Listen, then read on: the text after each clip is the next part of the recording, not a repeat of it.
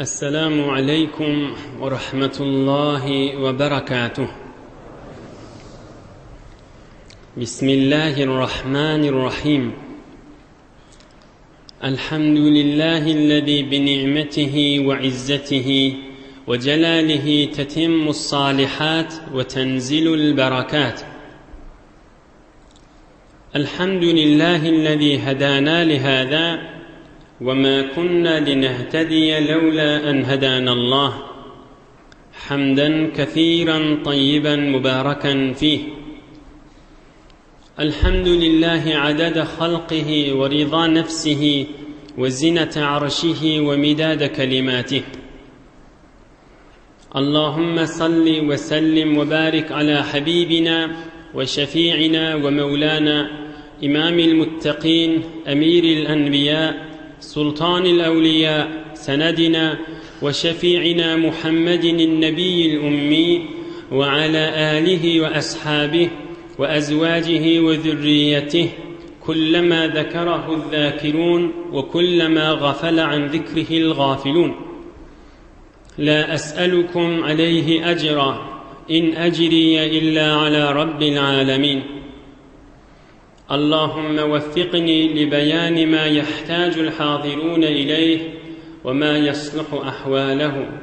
إلهي أنت مقصودنا ورضاك مطلوبنا، فأعطنا كلنا محبتك ومعرفتك.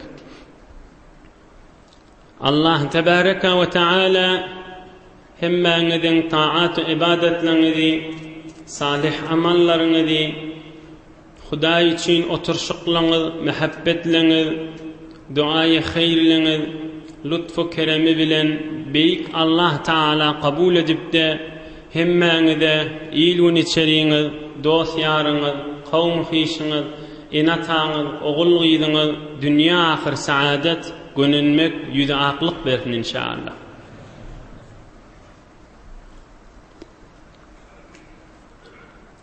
Peygamberimizin, özümüzün nuri, başımızın tacı, rahmeten lil alemin olan Muhammedur Resulullah sallallahu aleyhi ve baraka ve sellem 44. yaşın ahirraqlarına, yani peygamberlik berilinden 4. yılın ahirrağına çeli geçen heftelerde geçişine göre maskaralık, gülüşmek, azalkip aytmak, bir neçe aylap kafirleşi bernamani peygamberimiz ve sahabaların üstüne yürüttüler.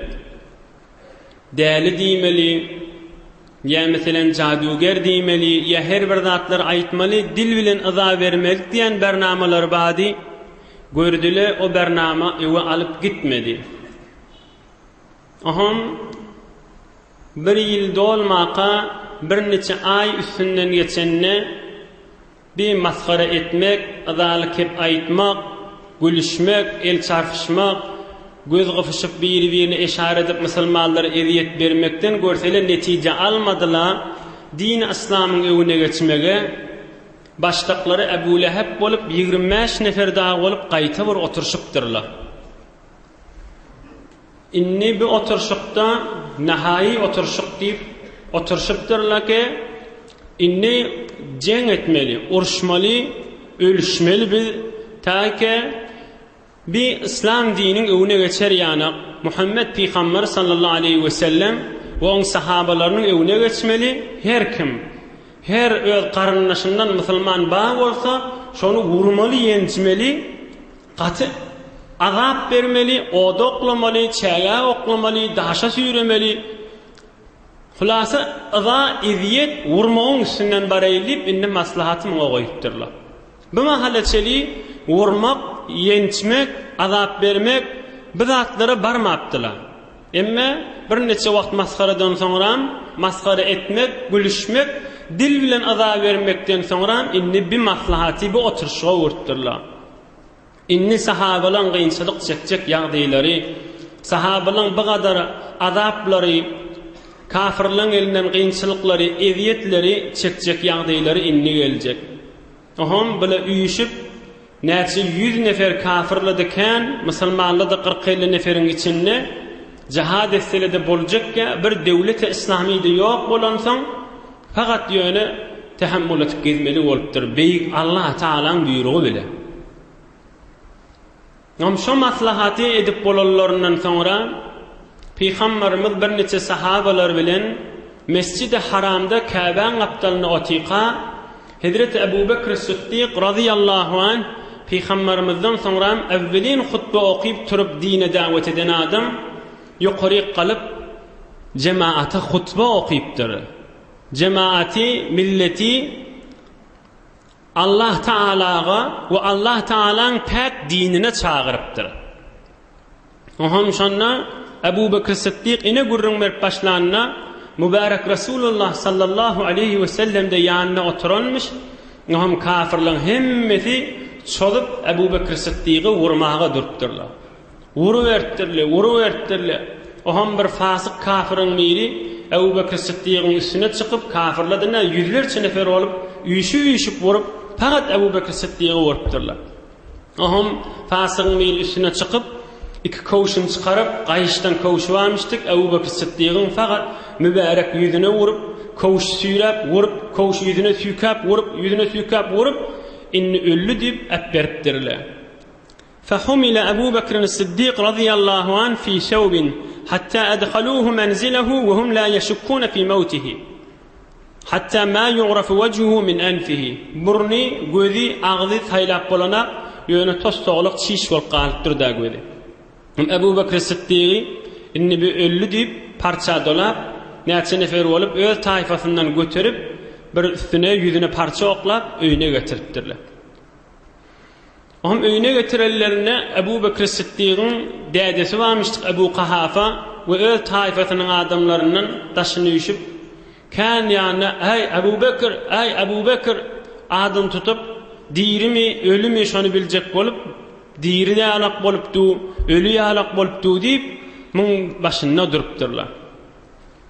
حتى تكلم الصديق رضي الله عنه آخر النهار فقال ما فعل رسول الله صلى الله عليه وسلم هم giýjeylen ikinniýrep bir kepläpdir. Hay kepledi diýip taşny alypdyrlar. Oham Ebu Bekr Siddiq evvelin kepşi bolupdyr. Rasulullah sallallahu aleyhi ve sellemin ýagdaýy nähili nämetdiler diýipdir. Peygamberimiz nämetdi diýipdir. Oham bula başga bir gurruna sowup ayten ýagdaýyň nähili diýip asyl innemendirler. Ebu Bekr Siddiq'in ýanky soragyny. Peygamberimiz näme ýagdaýda diýip sorandy. Am ikilenji gezek sorapdyr. Ma fa'ala Rasulullah sallallahu aleyhi ve sellem. Peygamberimiz näme etdi? Peygamber näme ýagdaýda diýipdir. Oham Enes'te barmış. Enes aýdypdyr. O wagt musulman dälmiş Enes'i. Enes aýdypdyr. Sen dostuň ýagdaýyndan biziň habarymyz ýok. Sen ýoldaşyň ýagdaýyndan biziň habarymyz ýok diýipdir.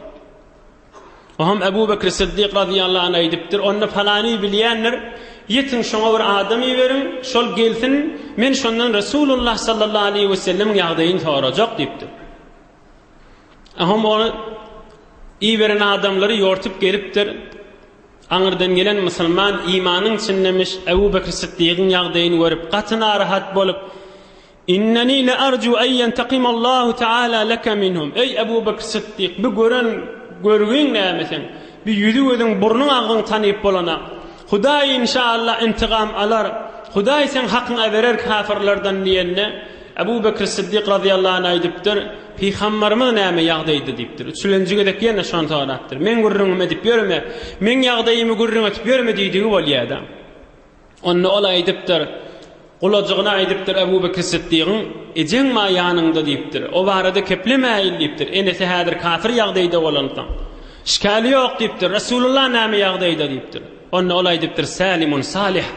Hawasda kök salimjak peygamberimiz diýipdir. Ýeride Rasulullah diýipdir. Onu ol aýdypdyr. Ol Arqam diýen 20 ýaşyndaky jowan oglanyň öýünde diýipdir. Ebu Bekr Siddiq aýdypdyr. Fa inna lillahi ta'ala alayya alla azuqa ta'aman wa la ashraba sharaban aw atiya Rasulullah sallallahu aleyhi ve baraka ve sellem. Ant bolsun Hudaý bilen diýipdir. Tatmarnem, imernem, zat berip bermem, men evvel Rasulullah sallallahu aleyhi ve sellem görjek ýagdaýyn diýipdir. Peygamberimiz de geldimen özüm marjak diýipdir. Men de tatmarnym diýipdir. Enesi kafir de bolsa, muňa ýüregi awyp Koltuğuna girip yine bir nefer koltuğuna salıp oham aýdypdyrlar häzir gitmäýli. Bir adamdan gurrunu yatışsın, ol ikindin akşam ararak bolsun, il halk görmesin, oğlun çarak gideyli, gün yaşarrak wagtyny Ebu Bekir Siddiq'in koltuğuna girip süýräp Peygamberimiz de Darul Arqamda Arqam diýen 20 ýaşyndaky jowan oglanyň öýünde müştik hemme sahabalar öýüş. Ebu Bekir Siddiq radıyallahu anhi içerik salypdyrlar. فأكب عليه رسول الله صلى الله عليه وسلم وأكب عليه المسلمون فقبله ورق له رسول الله صلى الله عليه وسلم رقة شديدة. Otağa girenlen Peygamberimiz büyük hakana Ebu Bekir Siddiq kucaklap, Ebu Bekir Siddiq'i oğşap, oham kan vah edipdir. Vah bir gören yağdayın ne mollu sana dip, Ebu Bekir Siddiq'a kan yürü ağılık göğüllükleri verttir Peygamberimiz sallallahu aleyhi ve sellem. Ebu Bekir Siddiq aydipdir. Bi ebi ve ummi ya Resulallah. İne matam sen fedan olsun ya Resulallah. Bana bulun dat yok, havam kök diptir. İlla ma nalal fasiqu min vejhi. Yani şu fasık kafir yüzüme kan vurdu diptir. Yoksa havam kök men diptir. Sen men yüzüm ağzı burnum tanıyıp bulmandıran yağdayda görensen men halim qawdam qadiyan ya Resulallah. Yo men havam kök diptir. Havam qaw ya Resulallah. Narahat bolma diptir.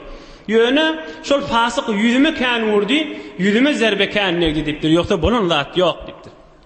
Oham yine de şu yağdayın içinne şu yağdayın içinne aydıptır. Ya Resulallah inem diptir. Men bir taraf koltuğuma girip men getirdi. Bana yaxşılık edip sen yanına getirdi diptir. Sen bir mübarektin. Bir Hudaya dua et. Men eneme de düşündür. Bir kim imana girsin şu azab-ı cehennemden nicat tapsınlar ya Resulallah diptir. Oham Peygamberimiz dua ediptir. Hudaya kalbine iman verdi. Oham Ebu Bekir Siddiq'in enesine de aydıptır. İmana gir, İslam'a gir. Kur'an-ı Kerim'i, dinin azamatını, izzetini düşündürüp enes de şu vakt Müslüman olupdur. Kelime-i şehadet edip imana giripdir. Häzir diýdisi Müslüman bolana. Ey mümin Müslüman dogallar. Bir 5-6 daqiqa bu gurrun üstünden geçmäliň ders alaýlyň. Bir benne şeýle azalar çekip, kıyınçılıklar çekip, yani gurrun dile asan ha bula. 50-60 nefer olup üstüne çıkıp vurup ölüm kadip oklap yüzü gözün burnun gözün tanıyılmayan kalmalı. Bir ders almalı vurduğumuz var.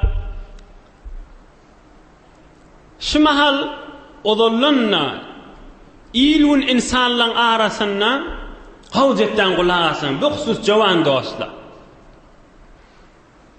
Bir nefer bir kıydın ya bir qyýd oglan erkek oglanın razyçylygyn tapjak bolup, göwünni tapjak bolup, şonu hoş etjek bolup, wagt bir adyny ýygyny geçirip, özüni kösäp, çaý suwun awlyk edip, uqsyn awlyk edip gelýärdi. 1 ýyl, 2 ýyl, 5 ýyl, 10 ýyl, 15 ýyl, 20 ýyl. Ýygyny gelýär. Maksady näme? Maksadı şu bir qiydi meselen hoş etmek ve şun gövünün almak. Huda için ne değil ha. Şun eğer Huda için olacak bolsa, on radiyçılığın tapacak bolsa günah etmeli de adam. Huda için deyip tayi. Ohan, inni, ey cevhan dostlar. Şun idinle geliye, 5 yıl, 6 yıl. Ahırda şuna ya yetiye, ya yetmeye. Şunu ya radi etiye, ya radi etmeye. İki suratta da. Seni meni cevan oğlanın eline näme geldi? Aya bir insani ki özi ertiye galcığın milena bir qyýd oğlan ya bir erkek oğlan meni sen her gaýsymy. Yine bir saada galcığımız bilemiz ha. Oham şonu radi etjek bolup, şon gowuny aljak bolup, şon hoşlugyny tapjak bolup köşeniye. Näçe wagtlap kynçylyklar çekýär. Näçe wagtlap kurslar açıp, uğusu behemi, çay suyu ağılık, bu kadar da kıyınçılıkla ben geçiriyor, kan görüp eştiýänsiňiz. Ahırda şuna ya yetiye, ya yetmeye. Neticesi nämeşin? Aya sana bana ya birine hoşbahti gününmek berip bilýälim? Yok. Näjire gününmek bersin bir insan ki, özi ertiye galjagyny bilene, Men özüm ertiye alacağım bilemem. Näjire bir nefer hoşbaht etmeli. Näjire bir nefer tarap meni we seni hoşbaht etmeli. Ha, ya aslında biri yetsille. Näjire hoşbaht etmeli. İnsan özünün ertiye alacağım bilemem. Oham haysi birdi dünyadan geçse de o bir hit bolup kalmalı. Hit bolup. Hemme yortalları da hiç iyi oldu. Zahmetler de hiç iyi oldu. Harcadan pullar da hiç iyi oldu. Okudan qalanlar da hiç iyi oldu. Kellağlar da hiç iyi oldu. Vurşallar da hiç iyi oldu. Kan bolya da bir izine gediyle ahir bir de dünyadan geçiyor. Hiç iyi oldu. Hit bolup qalıyor. Anrı baş este mesela bir taraf ne edecek? Başka kişiyle ezdivac edecek ya. Ne etmeyen ne o taraf yerine teğine girip ruhu barıp asmalara gidenden sonra. Mesela edecek vefası olmuştuk da. Mesela ezdivac edecek gelmiştik. Ne muhim?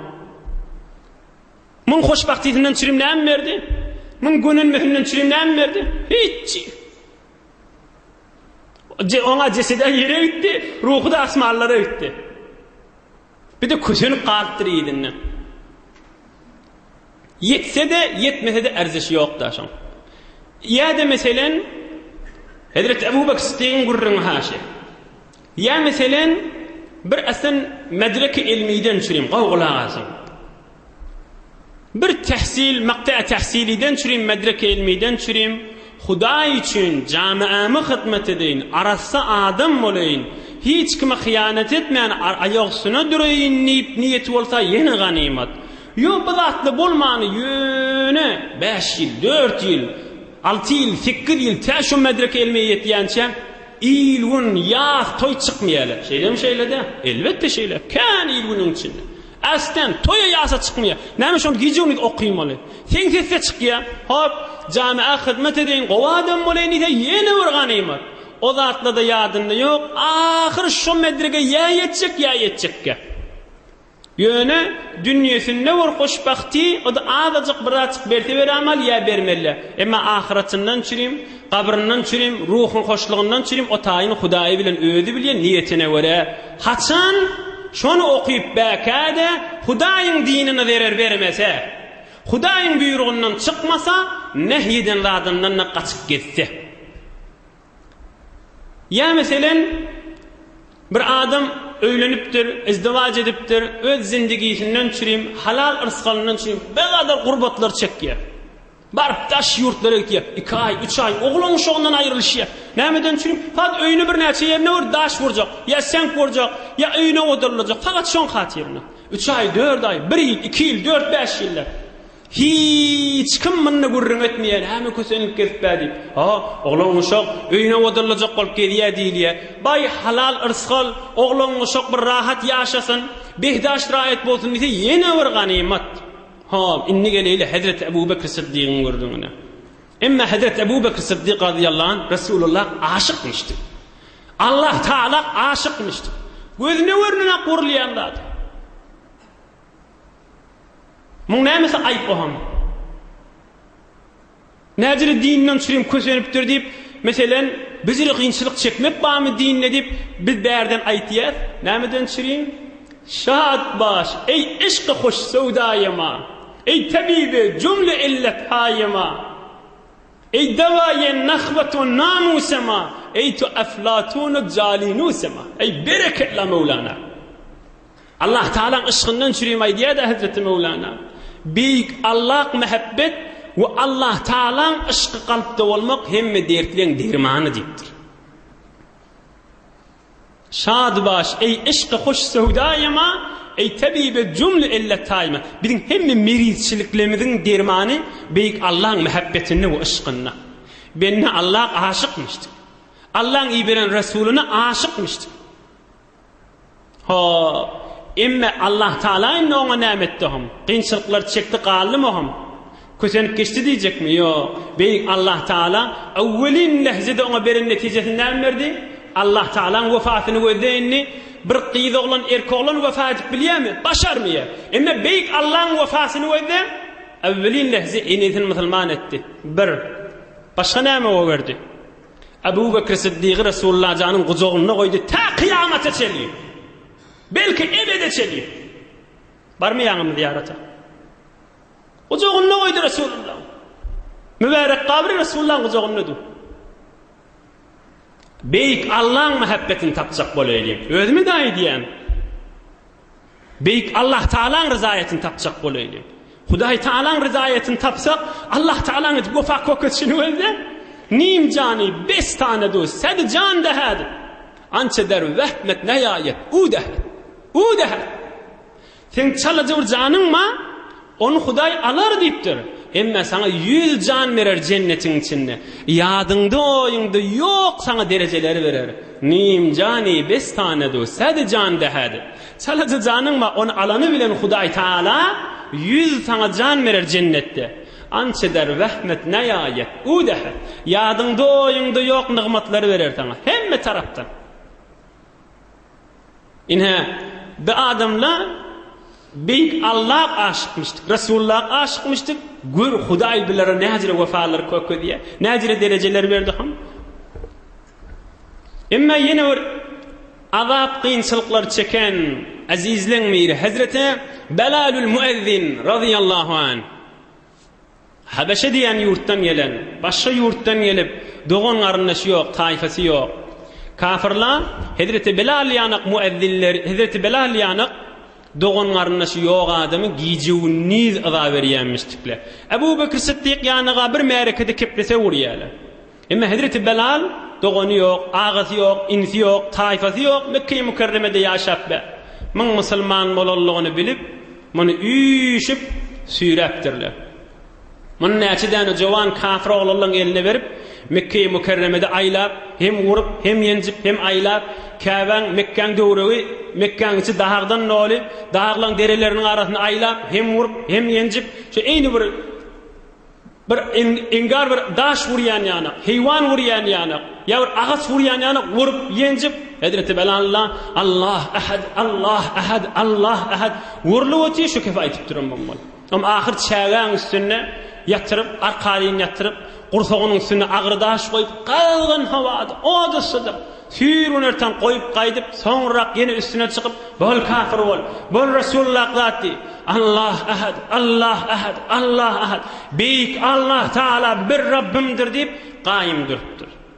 Ama ahir Ebu Bekir Sıddık geçip bariyaqa, görse bana becri qiyinçılıkları verip tuğla, ama ey Hudaydan korkun deyiptir, kafirle azab iner hasile deyiptir. Onu ola aydıptır, sen şuna özüňiz bir miktar pul berseň biz şuna azad edeylik dipdirler. Ama Ebu Bekir Sıddık radıyallahu anh 9-10 uqiye bir miktar qızıl bereyin dipdir. Bolya dipdir ola.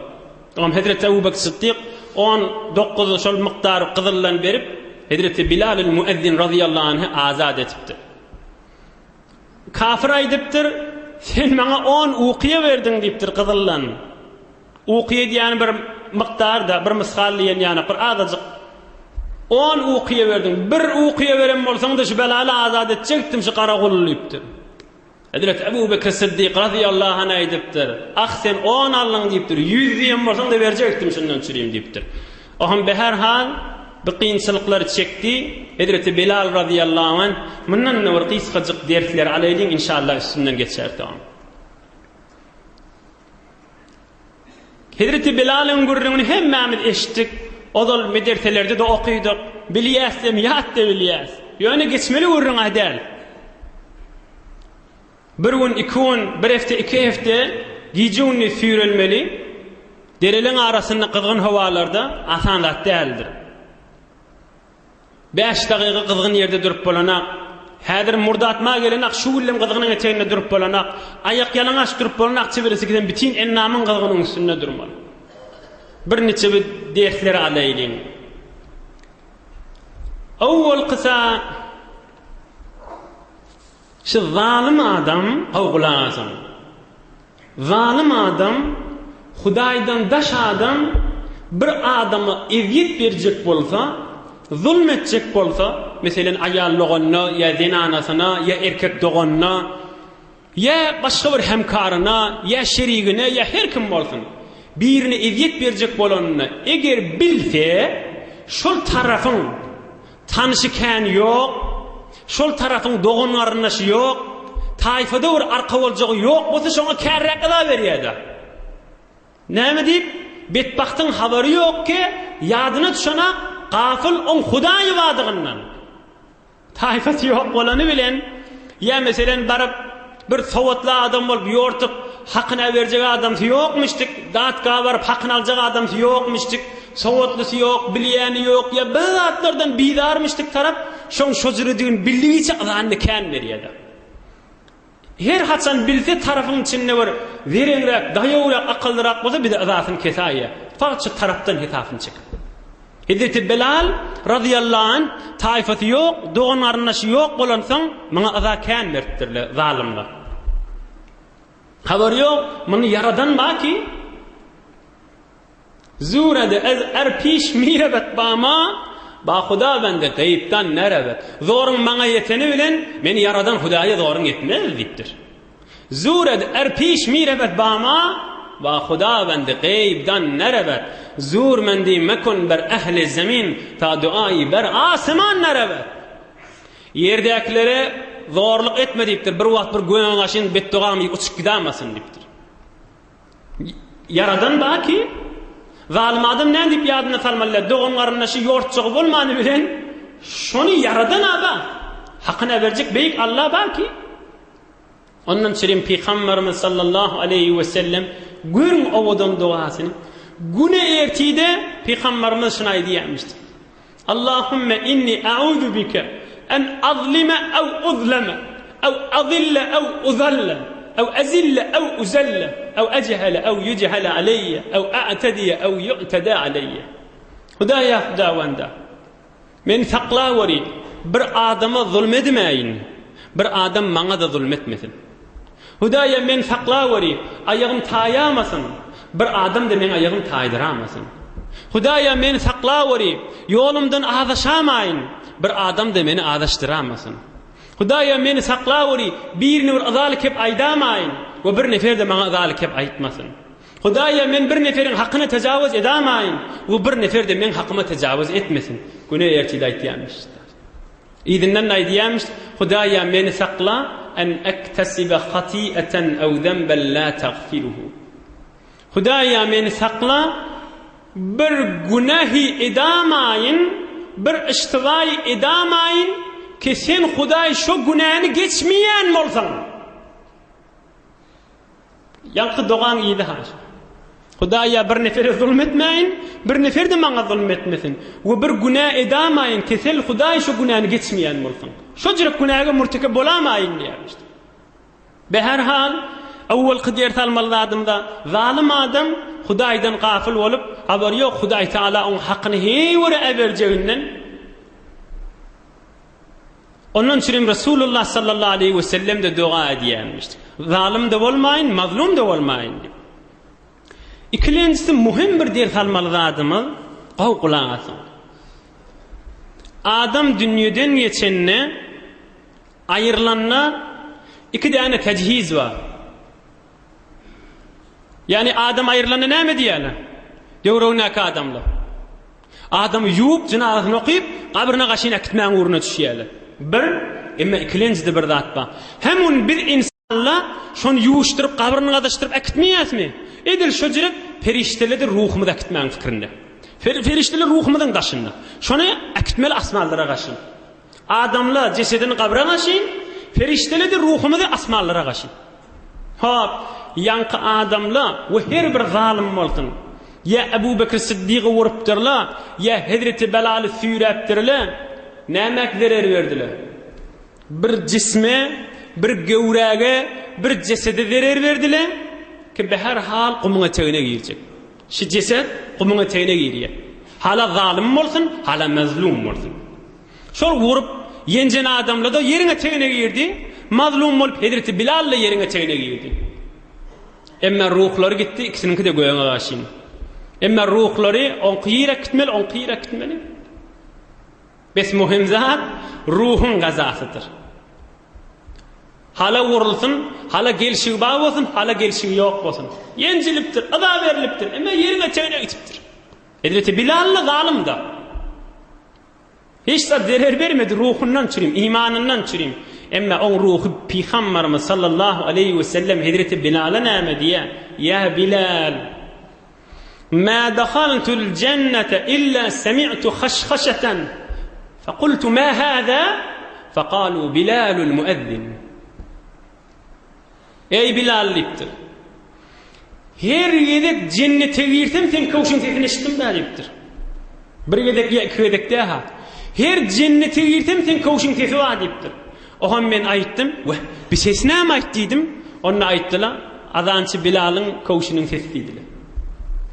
Beyik Allah'ın muhabbetinden için horluk çekti. Aya Allah Teala vefa kökülmedi mi?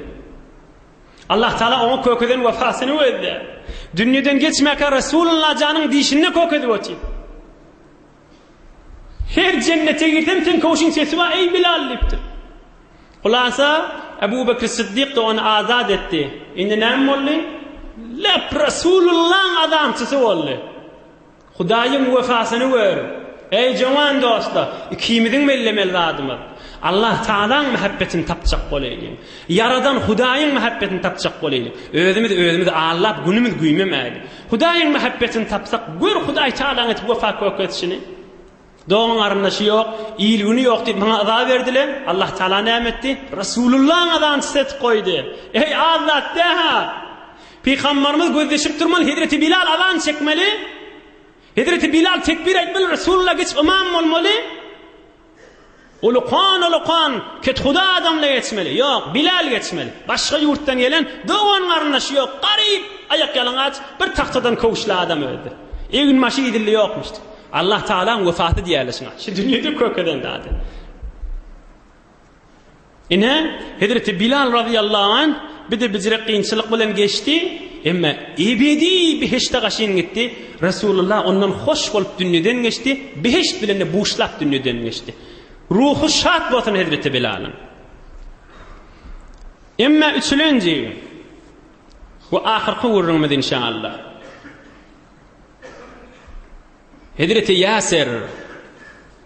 Yasir radıyallahu anh zinaneti Sümeyye radıyallahu anha ve oğlu Ammar radıyallahu anh.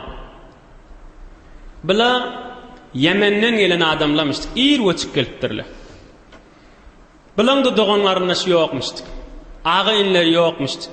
Erhiley oğul 3-4 yaşayamıştık. Bilan da taifesi yok, doğanlarınlaşı yok. Bilar da kafir Müslüman olanlarını bilip erhiley oğul üçüncüğünü çıkarıp bile zulmedip, eziyet verip, azap veriptirler.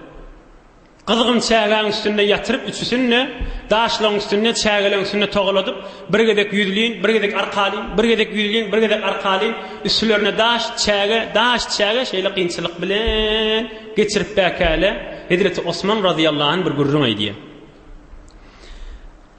قال عثمان رضي الله عنه أقبلت مع رسول الله صلى الله عليه وسلم آخذا بيدي نتمشى بالبطحاء حتى أتى على أهل ياسر فقال ياسر يا رسول الله هكذا الدهر. Hazreti Osman aydiye bir gün Resulullah sallallahu aleyhi ve sellem'in elimden tutup bilece elleşip çık yürüyüşüp piyadelebi etip bariyatık diye. Çağgelikten bariyatık görsek Yasir Zenanatı Sümeyye oğlu Ammar üçüsüne de lep azap verttirmiştik kafirler. Oham Resulullah sallallahu aleyhi ve sellem görüptür 3 tane iman kalplarına çoğup duran sahabalarına azap verttiler. O da ne azabı? Azap vervetiyle. Oham Yasir Resulullah'ını görüptür. Ya Resulallah hakeza eddehr bizim günümüz şeytip geçiyediptir. Ey aydan kefş. Hakeza eddehr ya Resulullah bizim zamanımız güllümüz şeytip geçiyediptir. Ey imanlı doğullar. Ey mümin, Müslüman, cavan dostlar. Göreyliğin Resulullah sallallahu aleyhi ve sellem ol rahmetul lil alemin. Ol pak din üstüne gelip de tamam cihanı yayramalı adam. Ol aziz näme diye. Näme bilir govulluk beriye. Näme yağdayay diye. Näme dua ediye bilerden çürüm. Resulullah sallallahu aleyhi ve sellem dua ediptir. Allahümme gfir li ali Yasir. Hudaya ali Yasir oğlu Ammar zinanat Sümeyye şu dünyadan akça olup geçsille günahlar olman pak olup geçsille deyiptir. Oham Yasir'in yüzüne bakıp Zenanası oğluna aydiptir. Sabran ala Yasir. Ey Yasir, o Yasir'in içerdi. Sabredin deyiptir. Fe inne mev'idekum el cenne. Beyik Allah Teala men duamı kabul etti. Sizin cahiniz cennet deyiptir. Resulullah can bularda behiş bilin bu işlaptır. Sabredin. Sizin cahiniz cennettir deyiptir. Ebu Cehil geliptir. Sümeyye aydiptir. Sen Muhammed'e imanın yok deyiptir sallallahu aleyhi ve sellem. Yöne Muhammed avadan molansan şuna aşık bolup yalandan şehittirip ketipben deyiptir. Oham Hazreti Sümeyye beter qahar gelip imanın üstünden çoğup bana Ebu Cehil'e kat kefaydiptir. Ebu Cehil'in elinde de nayda varmıştı. Bile veren Sümeyye'nin içine çümdürüp Sümeyye'de şu taada içinden kan mıraz dökülüp yerin yüzünü bitin İslam'da müminin Müslümatın içine evvelin kanı dökülen şehit Hazreti Sümeyye radıyallahu anha dünyadan geçiyor. Evvelin şehit bulan İslam'da Sümeyye diyenlen ana radıyallahu anha. Selamun aleyha bima sabarat. Selamun aleyha bima sabarat. Selamun aleyha bima sabarat. İçine çümdürüp anlatından geçirip Ebu Cehil qaharına ne edeceğini bilmeyeni Hazreti Sümeyye şehit bulup qaliye. Resulullah sallallahu aleyhi ve sellem geçti, tamam oldu. Yani canı çıktı, ruhu bir heşte başına çıktı. Yani kıvırında ruha gidecek ceset kaldı. Aham Yasir de bireme vakt azabın eteğinde olup o da şehit boluptur. Yasir, Sümeyye evvelin erhili, ikisi de evvelin şehit. Evvel Sümeyye, evvelin şehidi İslam, ikinci de Yasir, o da adamsı. Gününüp geçen adamla bolupturlar. Birbirine erhili oğul, üçüsü azabın eteğinde Ammar'ın gurrungalı onu inşallah pek Allah koklisi inni kefte gurrunga der. Erhili şehit bollula gurrungda qawdurayling der salayling. Hem olan ruhlarının hoşluğuna inşallah hem özümüz der salayl. Ola bu kadar qiyinçilik çektirle biz 1400 yıl sonra inşallah olan da Hudaý Taala onlara haber verer. Olan ruhun hoş eder. 1400 yıl sonra siz azıcık qiyinçilikler çekip cennete girdiniz. Bir zamanlı dağda, dargınık zamanın içinde sizin yağdayınızdan dir salıp duran insanlar var deyip inşallah olan ruhu da hoştur. Elbette, elbette. Bir mi dir salıp üstünde duraylayın bu vurduğun üstünde. Peygamberimiz sallallahu aleyhi ve sellem bunun dengesinden geçip bariyaka avvalkın mühim dir salmalılar. Şolara neyme dua etti? Hudaý yaşlıları necat berdiydi mi? Onu aytmadı. Hudaý yaşlı zalimler yer çeksinliydi mi? Onu aytmadı. Neyme dua etti? Hudaýa şi Yasir, Sümeyye, Ammar'ın günahsini geç, şıla mağfiret bolup dünyadan geçsillediydi. Ulukan diyor sahabe. Öz yanımızdan özümüz Allah'ına kana ay men günahım kan yoktur. Hevre men arassadırın ya falani var. Ay palan ahun, palan taksir, palan veli, palan pir, palan dedim, palan ecim, palan mamam, palan babam. Ay bilmeyen onun günahsı oldum. Bizattır da ağzımızı alamayın. Hemmemiz muhtaçtır beyik Allah'ın mağfiretine. Ali Yasir azabın eteğinde Resulullah dua ediyor. Hudaý yaşı azap çıkıp bırılın günahsını geçti. Yoksa biz berden ödesek, ola günahdan geçiğli, olan näme günahsı kalacak deyip. Yok, yeni de Hudaýyň mağfiretine olan mätäç. Ammar Yasir dursun, Resulullah can edip dua etşini ödedi. Ömründe bir gedek Hudaý Taala'nın buyruğundan çıkmadık. Peygamberimiz sallallahu aleyhi ve sellem secde gidenine dua et diyenmişti. Allahümme gfir zenbi kullahu dikkahu ve cullahu evvelahu ve ahirehu sirrahu alaniyetehu. Resulullah'ın dua etişi secde gidenine diyenmiştik şimdi. Hudaýa Hudaýwanda men günahımı geç. Ownuk irisinin geç. Awwalini ahirini geç. Ogrinça eden günahımı da geç, aşkara eden günahımı da geç. Kullu zalika indi, şunun hemmesi men yanımda ba ya Hudaýa diýmişdi. Ey imanlı doğullar, Resulullah'ın duası haşa. Secdede diýen duası. Maňraýyny mübarek burnu yerde goýup Allah'dan dileýän zat ha. Hudaýa men içki daşky günahımı geç. Onu gıyır günahımı geç. Oğrinça ve daşak eden günahımı geç. Avval kahırık günahımı geç.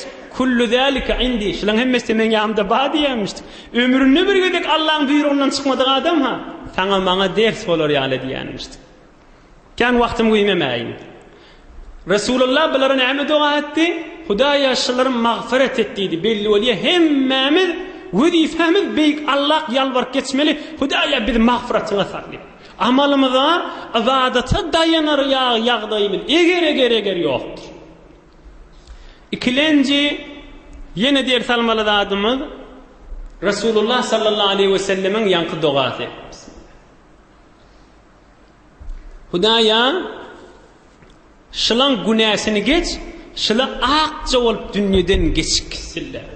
Bir geçeliği var da hemmemizin evimizde dünyadan ahirete kaçın geçik gitmeli. Ona adına geçeliği diyeler. Merz. Şondan anlayıp tamam mümin Müslüman hele yerkek imanlı adamın arzusu şondan anlayıp geçenini beyik Allah geçmeli cevap kuvvelmana adam akça olup geçti de. Topak amedi berhezer başı bak ki nengest napak reften bihar. Eneden dünya gelemedi günahden pek akça olup dünya geldik. Günah gözümüz, kulağımız, burnumuz, ağzımız, dilimiz, ele yağımız günahdan doluyup kapkaranlık olup kavra gitmek bir avrayçılıktır deyiptir. Topak amedi berhezer başı bak ki nengest napak reften bihar. Bir avraylıktır deyiptir yüzü kara olup kavrın içine gitmek deyiptir. Ay Resulullah'ın duasını görürüm değil. Peygamberimizin duasını ver. Günahdan pekçe olup gitmeden çürüyüm, ödünden çürüyüm dileyenmiştik sana bana ders olur yani. Duası ne mi? Allahümme neqqini minel hataya kema yunaqqa thawbul ebyadu mined denes. Ey avudan duanı ver. Ey altının suyuyla yazıp koymalı. Duan manası şu. Hudavanda meni günahdan pak et. Meni günahdan akça ed. Çenançı ak koyunu kırlanını şonu yuyup akça edilişi yani. Kema yunaqqa thawbul ebyadu mined denes. Ak koyunu kırlıya onu yuvundan sonra yalfırlap çıkıp duruyor. Şu akça koyunu yuvulan yana gitti meni dünyadan geçirdi yani işte. Biz ümmeti değil mi? Biz eşhedü enne Muhammeden Resulullah değil mi yasmi? Allahümme salli ala Muhammed değil mi yasmi? Allahümme barik ala Muhammed değil mi yasmi? Belli oluyor her mümin Müslümanın ulukun innemelladi şol geçilgiden akça ol keşek olmalı şeyler kaşı. Onun çireyim şol Yasir, Sümeyye, Ammar'ı anırdı bir gövüllüktat neyme şomuğa? Kafirler yer çekmek değil. Şoları anırdı gövüllük, şoları akça olup dünyadan geçmek. Resulullah'ın o gurrunun eştellerine bir yönü havalara açılıvertir Yasir'in içertinin. Yani itminan taftirle inni dünyadan akça olup geçeceklerine. Allahümme gfir li ali Yasir fe inne mev'idekum el cennet. Sabredin cayını cennettir deyiptir. Yine bir diğer salmalı adımı.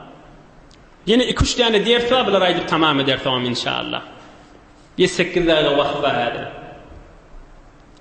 Yaşaca kulağısın. Eğer hele oğul azap çekvetiyle Resulullah ne mi dedi? Sabredin dedi. Ey imanlı doğullar. Bir nefer 5 yıl dua ediyor, 10 yıl dua ediyor. Huday Teala'dan oğul liliyor. Huday Teala da hikmetinin isteyişi bilen vermeye. Nauzu billah, la havle ve la kuvvete illa billah. Ay duam kabul olmadı deyip kafirlik kepleri ay duati. Hiç de kıyınçılık gören haka dininden çireyim. Men neçe yıl dua ettim, Huday bana vermedi. Men namazdan ne sert bollum, dininden ne sert bollum. Ay bedatlardan nemede Huday bana vermedi deyip. Yoksa Huday Teala'nın vaadesi ki dua etseniz verecek men niye? Ya dünyada ya kabrınızda ya ahiretinizde diye. Fakat dua ediptir, duam kabul olanak deyip beyik Allah'ın imanından çıkıvati. Ehli Yasir'den ders alayleyin. Resulullah'dan olun şu azaptadığını görüp de sabredin deyiptir. Ya mesela meridi var, ya bir kıyınçılık çekiptir, ya esten 4-5 yıl okuyuptir. Danışga kabul olmandır. Kan oğlalla bak. Beqadar dinden soğuyduk. La havle ve la kuvvete illa billah. Asem menni namaz okuyacak diye ya bir torda okuyayım adam. Näme men beqat dua ettim Hudaýa geçeýin dedim men geçmedim diye. La havle ve la kuvvete illa billahil aliyyil azim. Kime dille öğretti? Beyik Allah'a. Gijewni muhtaç. Gözüm açmamız, canımız, ölülük diýirligimiz, ölüli we diýirilemiz, oğul gyýlymyz, we enatamyz, tamam harakat sakanatymyz. Ve hatta dem almamızda, haýsy bir ýagdaýymyzda biz Hudaý Taala'dan bay, haýsy bir ýagdaýymyzda aýdyp biler, Allah Taala nauzu billah ihtiýajymyz ýok diýip. Şol Hudaý Taala dille berip, men dogam kabul bolmady, näme bolmady diýip kafirlik kefaýdyweti Äli Ýasirden der salmaly. Sabran Äli Ýasir, sabredin ey Äli Ýasir diýipdir. Allah Taala aýdýar: "Ya eyyuhan nas." Ey insanlar, ey musulmanlar diýmendir ha. Ya eyyuhan nas, ey insanlar, hala kafir bolsun, hala musulman bolsun. Antumul fuqara'u ila Allah, wallahu huvel ganiyyul hamid. Hemmeňiz Hudaýa mätäşdirsiňiz diýipdir. Allah'ın kelamı şu. Hemmeňiz daimen Hudaýa mätäşdirsiňiz diýipdir. O Hudaýdyr, baýdyr. Hudaýdyr, hiç kime ihtiýaجy ýokdur diýipdir.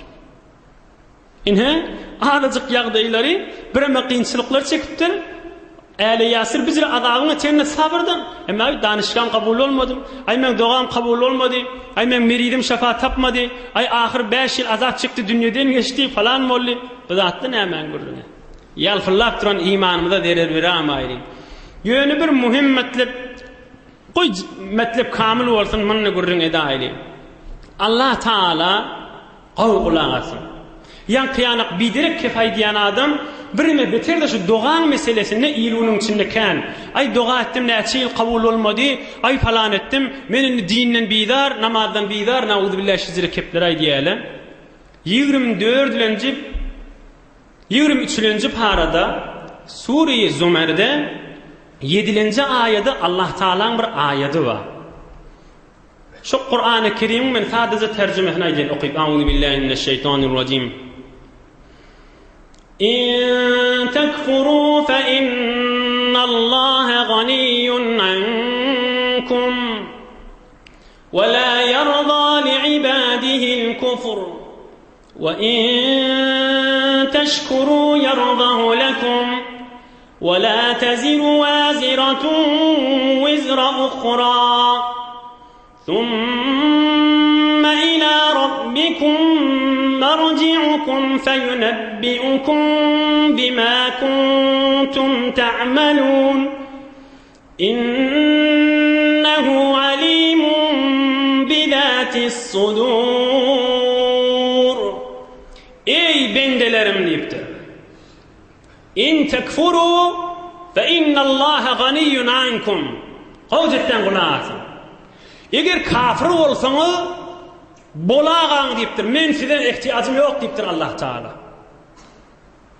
In takfuru fe innallaha ganiyyun ankum. Ay men bidar, men bu zatlardan sert boldum. Men sizden ihtiýajym ýok diýipdir Hudaý Taala. Ýöne ve la yerza li ibadihi'l kufr.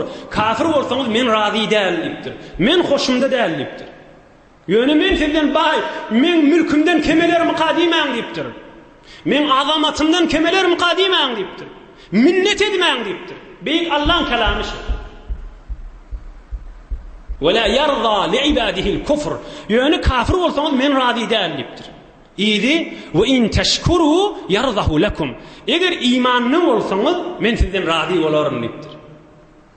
Her kimin günäsi de mesuliyeti öz boýnuna diýipdir. Ýa-ni o terjemesi şu. Ýöne kafir olar, musulman olar, maňa geler bir gün şonda ýeke eden işlerini düýdüraryn diýipdir. Muny aýdaýyn diýipdir. İçiňizdäki ýüregiňiziň etegindäki zatlary bilýändir, içiňiz daşyňyz maňa deňdir diýipdir Hudaý Taala.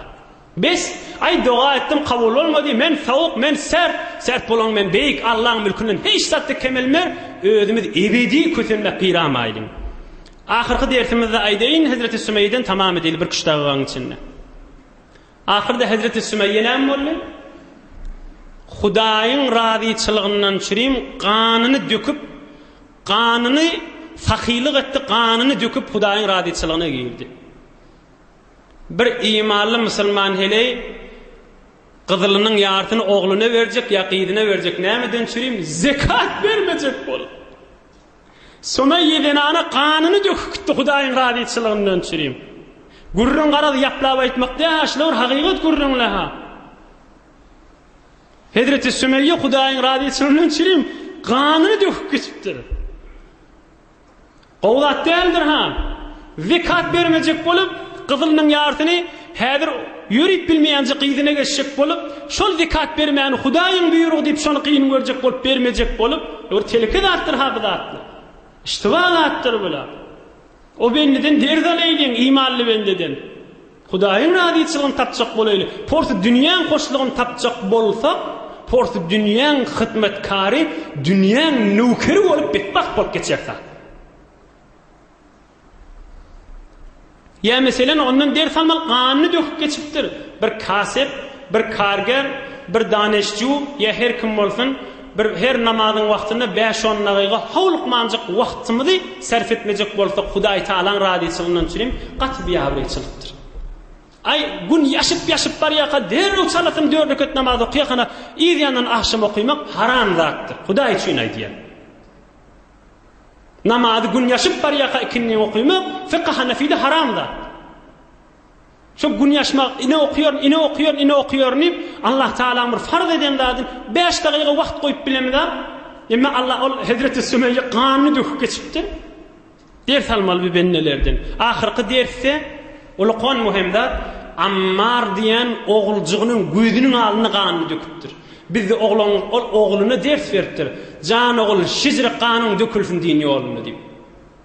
Ogluny edip terbiýet berişiň özi ganyny döküp geçipdir oglunyň gözüniň aldyna. Oglum äkidin diýmeli.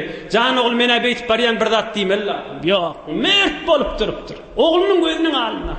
Oğlan uşağımızın terbiyetini beyik Allah ve Resulullah canın mehabbetini kalbine salmak vazifemizdir. Allah Teala nuru imandan ayırmasın. Göreceğimiz kavluk olsun. Resulullah canın mehabbetinden ayırmasın.